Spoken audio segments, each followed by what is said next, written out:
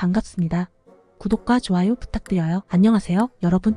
오늘은 여러분이 아마 평소에 생각해보지 않았을, 하지만 듣고 나면 깜짝 놀랄만한 주제에 대해 이야기해보려 합니다. 우리가 하루 종일 무심코 삼키는 그것, 바로 침입니다. 그럼 여러분은 평생 동안 얼마나 많은 침을 분비하는지 혹시 생각해보셨나요?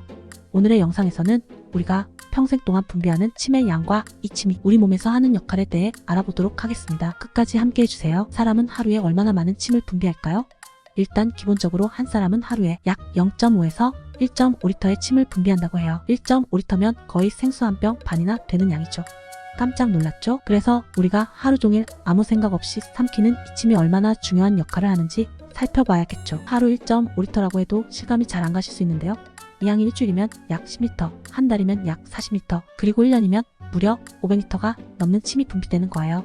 정말 어마어마한 양이죠? 그렇다면 사람이 평생 동안 분비하는 침의 양은 얼마나 될까요?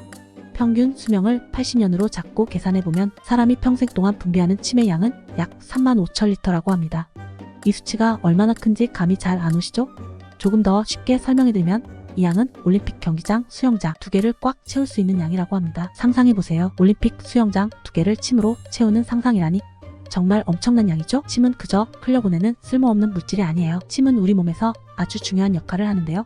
우선 첫 번째로 소화에 도움을 줍니다. 침에는 아밀라아제라는 효소가 있어서 음식을 씹을 때 탄수화물을 분해하고 소화를 도와줘요. 그래서 음식을 처음 씹을 때부터 이미 침은 우리의 소화를 시작하는 거죠. 두 번째로는 구강위생에 큰 도움이 됩니다. 침은 입안의 세균을 제거하고 음식 찌꺼기를 씻어내는 역할을 합니다. 만약 침이 없다면 입안은 세균이 번식하기 좋은 환경이 되고 충치나 잇몸 질환이 발생할 수 있습니다. 세 번째로 침은 발음을 도와주기도 해요. 우리가 말을 할 때 입이 마르면 발음이 잘 안 되는 경험이 있으실 거예요. 침은 말할 때 발음을 부드럽게 만들어주고 발음의 정확성을 높여줍니다. 그렇기 때문에 입이 건조하면 말이 부자연스러워지는 거죠. 또한 침은 우리 입 안의 산도를 조절해주는데요.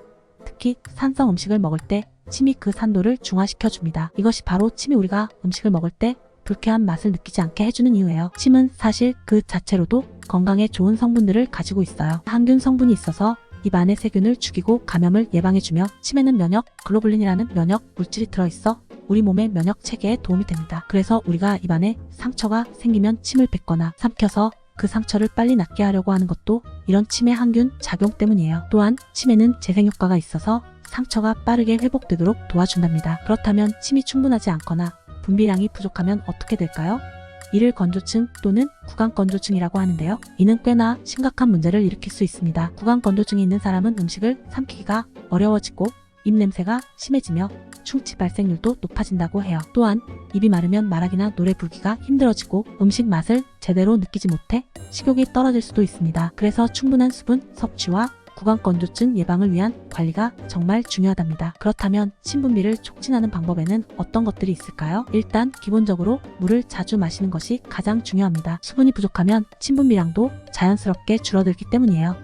또한 무설탕, 껌을 씹는 것도 침 분비를 촉진하는 데 도움이 된다고 해요. 껌을 씹을 때 저절로 침이 나오게 되고 그로 인해 많이 촉촉하게 유지되는 효과가 있죠. 이외에도 자극적인 음식이나 산성 음식을 먹는 것도 침 분비를 촉진하는 효과가 있습니다. 마지막으로 침은 우리 몸에서 그냥 존재하는 것이 아니라 끊임없이 우리 건강을 위해 일하고 있습니다. 평생 동안 분비되는 침의 양이 이렇게 많고 그 역할이 다양하다는 것을 생각해보면 우리 입안의 작은 침샘들이 얼마나 중요한지 다시 한번 깨닫게 되네요. 지금 이 영상을 보고 계신 여러분도 오늘부터는 침의 중요성을 잊지 말고 항상 충분한 수분을 섭취하고 입안의 건강을 잘 관리하시길 바랍니다. 오늘 영상이 유익하셨다면 구독과 좋아요로 응원 부탁드려요. 다음에도 더 흥미로운 주제로 찾아올게요. 감사합니다.